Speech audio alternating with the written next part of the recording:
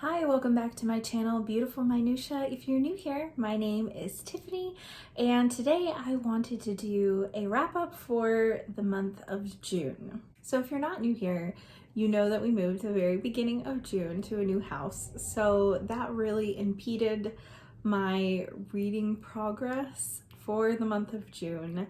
I listened to tons of audiobooks in May and really just was super burnt out on audiobooks during June. So during my unpacking, I didn't really listen to any audiobooks, and I couldn't find a bunch of the books I wanted to read. I started my summer book bingo, and my goal was to read this row right here on the end, which was a summer vibes book, a new author, sci-fi, poetry, and a classic. So out of these books here, I only read 4, and I started the 5th one, but I didn't get all the way through it. So for the entire month of June, I only completed 6 books. So out of the 6 books that I read this month, I had 1 5-star, 4 4-stars, and 1 3-star. So it was a pretty decent reading month. Out of those books, 2 were classics. Oddly enough, both were Russian classics. 3 of them were YA, and 1 was a cozy mystery. So I'm just going to go ahead and dive in. I'm going to talk about these books in the order that I read them in, and I'll tell you what, if any, prompts on my bingo board they fulfilled. So the first book I completed this month was a really short one, and that's The Death of Ivan Illich by Leo Tolstoy. So this is one of Tolstoy's novellas. As you can see, it is super tiny. It's only 50 pages long. This is only the second Tolstoy book that I've read. I've also read Anna Karenina and really enjoyed that. So I went into this one with pretty high expectations, but also tampered a bit by the fact that it's a short story, because short stories generally are not necessarily my favorite. I prefer longer books with more fleshed out characters in them. But oh boy, this book really, for how tiny it was, really packed an emotional punch. So this book is about Ivan Illich, as you might guess, and he's a man who kind of pretty much has it all. He lived like a kind of stereotypical life, and everything has just been, fine for him. And then he finds out that he's dying, and it really causes him to re-examine his life and what does it mean to have lived a life well.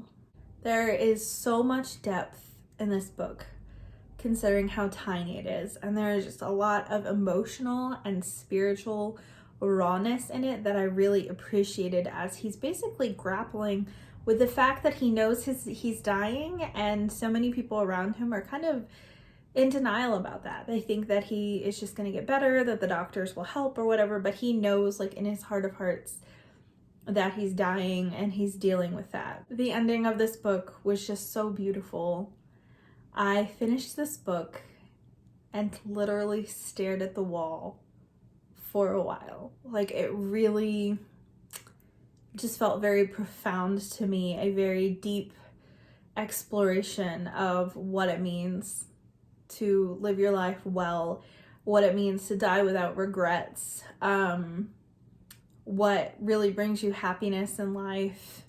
It was just really beautiful, really well done. I posted about it on Instagram, and I had a few people ask me, if this is a good place to start with Russian classics, because Russian classics are super intimidating. They're very lengthy, they have tons of characters, they're kind of hard to follow. This book is certainly not that way because it's so short.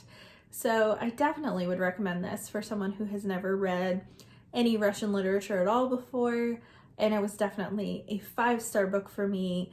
Ever since I have read it, I keep thinking about when I can reread it, because it was just really, really beautiful, and it's definitely a book that I could underline a lot in and write in, which I don't typically do with fictional books. I do that a lot with nonfiction, but I kind of want to go back and find the quotes that really hit me and write them down. Also, this book, even though my plan for my classics square on my book bingo was to read The Mayor of Casterbridge, but I couldn't find it. So this fulfills the classic prompt on there. I did start The Mayor of Casterbridge this month, but it wasn't until the end of the month. So this is the one that fulfilled that prompt. The next book that I completed in June was Shadow and Bone by Leigh Bardugo.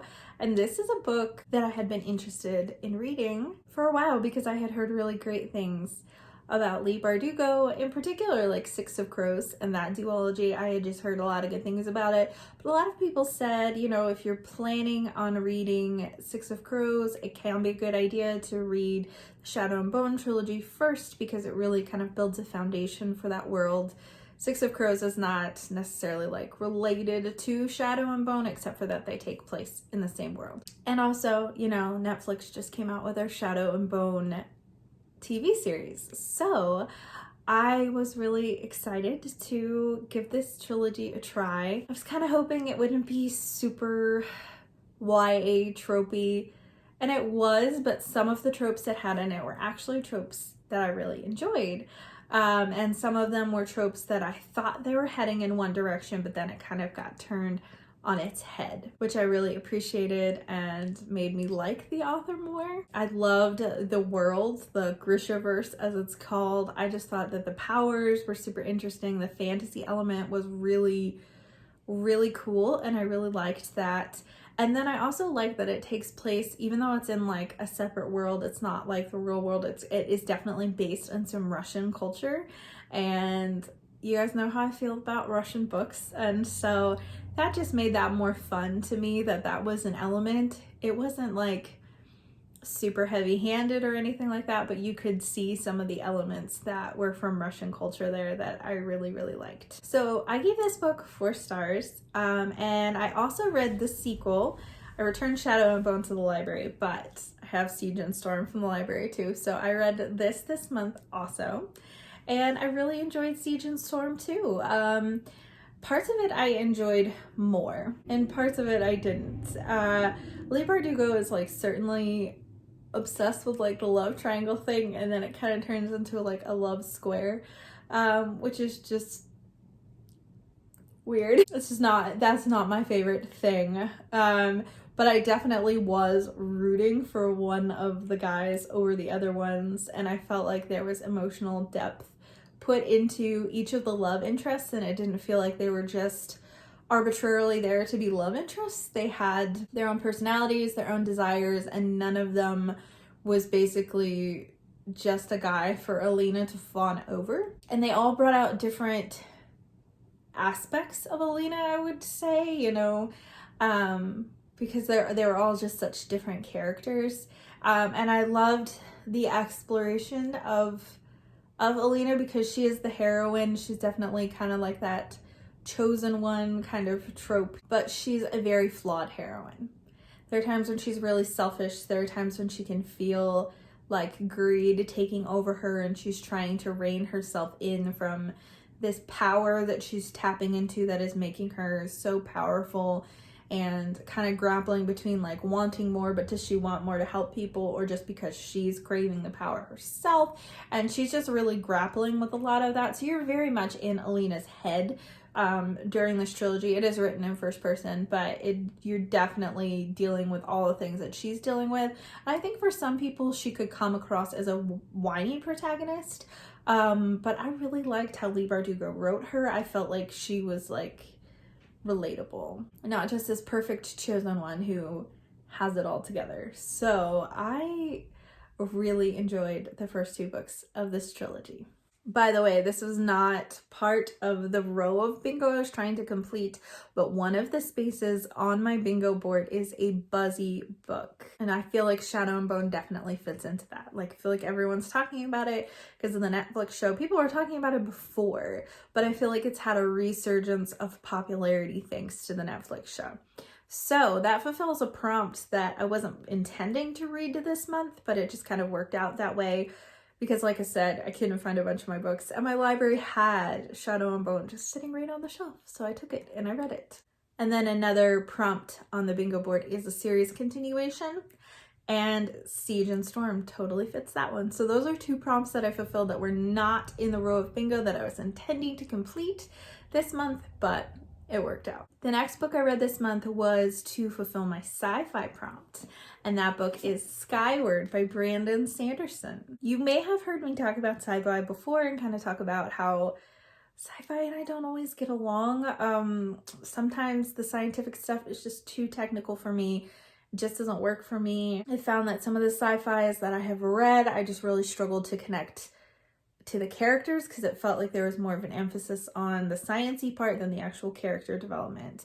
But I figured that if there was someone who could make me love sci-fi, it would be Brandon Sanderson, and I was correct. I really, really enjoyed Skyward. I vlogged while I was reading this book, so I will link the vlog. You could kind of hear my thoughts as I'm going through it. And I mentioned this in the vlog that it definitely gave me Ender's Game vibes. So if you kind of like that whole like flight school and outer space kind of feel, you'll probably really like Skyward. I really enjoyed Spensa as a main character. She is very defensive and rude and wanting to fight everyone at the beginning because of circumstances and that she was kind of thrust in due to the choices that her father made that are then reflected upon her and her family. So she has a reason for behaving the way that she does, but it's very off-putting at times. And there is such massive character growth in Spensa in this book that I just really appreciated and really loved. And it was just a lot of fun to read. My favorite character in this book was Mbot, who is like an AI in a ship. And oh my gosh, she made me laugh so much. So this book made me laugh, it made me cry, and it was just a lot of fun. There were things about it that I didn't totally love and kind of would pull me out from time to time from the story. One of which is just, and this is like a writing style preference, like I felt like the italics in this were just like over the top.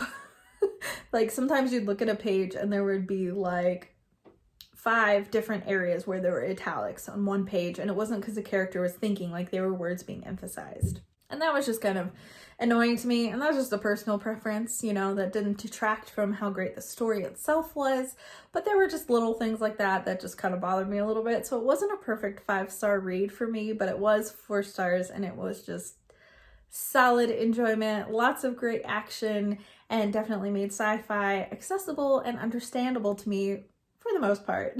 The next book that I completed this month was for the new author prompt, and that was The #1 Ladies Detective Agency by Alexander McCall Smith. I have picked up some of these books here and there thrifting over the past year or so. I knew that they were mystery books, and so I was really enjoying getting to them. So I read this book, and it was really not at all what I thought it was going to be. I love the African setting.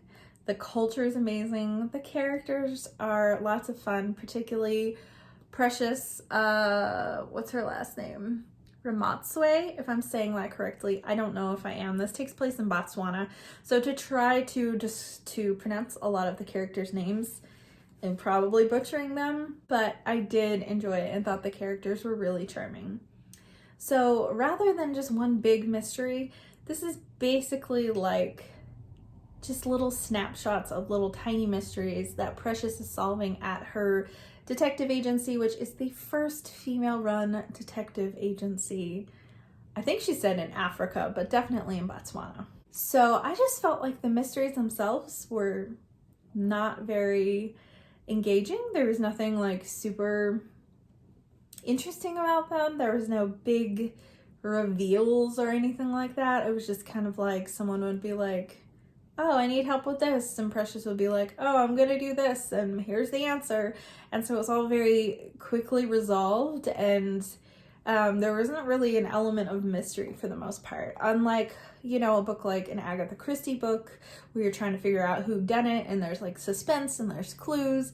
This was not that way at all. Maybe that's kind of common for cozy mysteries. I haven't read a lot of cozy mysteries, so I don't know. But I did really enjoy the setting, and I did really enjoy the characters. So I probably will continue in this series at some point, but it's not going to be super high on my list because I feel like it's something that I would probably need to be in the mood for. I did feel like it was a good summertime read because like the African setting is just, you know, lots of sun, lots of heat, and so that kind of really fit in that way. So overall, I did give this book 3 stars because there were elements of it that I really enjoyed, but the mystery part of it really let me down. And the last book that I completed this month actually fulfilled the poetry prompt on my bingo board. I was originally planning on reading a book of poetry that I owned, but in May I started Eugene Onegin by Alexander Pushkin, and I finished that in June, so I just decided to count that as my poetry square. So I'm not really sure what to say about Eugene Onegin, honestly. I kind of have like some mixed feelings about it. There are elements I loved and elements that I didn't.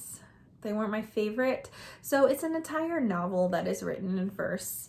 Not free verse, like actual rhyming verse, and he had a very unique rhyming scheme, which I did really, really like. But he kind of coined the way the stanzas worked. He was the first one to kind of do it that way. It is a super famous Russian story. Like, Pushkin's poetry is very, very famous, and then they actually made an opera out of Eugene Onegin, which kind of makes sense because it's a super dramatic and angsty story. So I don't even know how to tell you about what it's about without spoiling it. It's about this guy, Eugene Onegin, who's like kind of wealthy, and I don't know. There's definitely some romance elements, there's some dueling elements, you know, just kind of all that kind of dramatic kind of stuff from long ago. Some of the stanzas in Eugene Onegin were just gorgeously written, were just so beautiful and so deep. But it was really difficult for me to read an entire story that was, I can't remember exactly how long, I think it was around 150 pages, all in verse. Like, that was really kind of difficult for me to stick with. I'm not huge into poetry, and when I do read poetry, it tends to be in more bite-sized pieces. So this was very difficult for me at times. And then there was the whole issue with like the translator. In some ways, I enjoyed the translator that I read from because he made sure to stay very true to like the iambic pace that Pushkin used. That was very important to him, to kind of use exactly the same structure, same syllables, all those kinds of things. But I think that at times that kind of came at the cost of a more accurate and beautifully translated work. So I would be interested in rereading Eugene Onegin, but by a different translator, to see if that kind of like makes a difference for me. I had a really tough time writing this one because there were, like I said, the elements I liked and elements I didn't like. The story was definitely one of misery, as is quite common in Russian literature. I guess, you know, that was not something that Tolstoy and Dostoevsky created because Pushkin was around before they were. But overall, I would say I did enjoy the depth of reflection in it, particularly in how quickly youth dissipates and just your life when you're older, you're realizing you're in the afternoon or the evening of your life, and that maybe you wasted the morning, the early years of your life. And I just thought that the reflection of that was very beautiful, and I went back and there were quotes that I had taken pictures of that I went ahead then and like wrote in a notebook, and rereading those and rewriting them down actually like raised my star rating, because I was gonna give it a 3, but I had forgotten how beautiful sections of it are, so I ended up bumping it up to 4. Maybe it's more like a 3.5. I don't know. I feel like for me, I'm just a person who doesn't typically enjoy reading something that long in verse. I mean, I've read some middle grade and free verse, but that's a little different to me because it's not like it all rhymes. I felt like for me to really get the most out of Pushkin, I really had to almost be like reading it out loud in my head, so I wasn't skimming. I felt like I had to read it a lot slower, and so it took a lot longer for me to read because I felt like I needed that to really get the full effect of like the rhyming and the beautiful language. So I don't know, kind of have mixed feelings. So I don't know if I should land on a 3.5 or a 4 for it. I think I did do a 4 on Goodreads, and just, I don't know, I guess I can round it up. It is a classic work, so I don't know. If you are not a fan of reading like a lot of poetry, you probably will not like Eugene Onegin very much, but if you do like poetry, you probably enjoy it. And if it's not listed on like the image of the book that I have here, I will put the translator that I read by down here, just so you know which version I read, because there's a few different ones. So in addition to those 6 books that I completed, I did start 2 more. One was for my summer vibes square on my summer bingo, and that was Thimble Summer by Elizabeth Enright. It's a really tiny book, but I am reading it aloud to my daughter, so I didn't start it until more than halfway through the month, and we're still like working our way through it. So that square will get checked off. It just didn't get checked off this month. And then I also started Lord Edgware Dies by Agatha Christie. My copy of it is 13 at Dinner, which is like the original title for it. At the time of filming this, I have finished Lord Edgware Dies, but I think I'm just going to include it in my July wrap up. So overall, I feel like I had a pretty good reading month. Most of the books that I read were pretty enjoyable. A couple of them were slightly disappointing, but still weren't bad books. I didn't get as far in my summer bingo as I might have hoped, but not being able to find books really put a damper on my reading style for the first couple weeks of the month. So I'm sure July will be better. July is probably already better. I would love to hear from you down in the comments. Let me know, what was your favorite book that you read in June? Thank you so much for watching. If you like this video, please hit like and also subscribe, and I will see you again next time.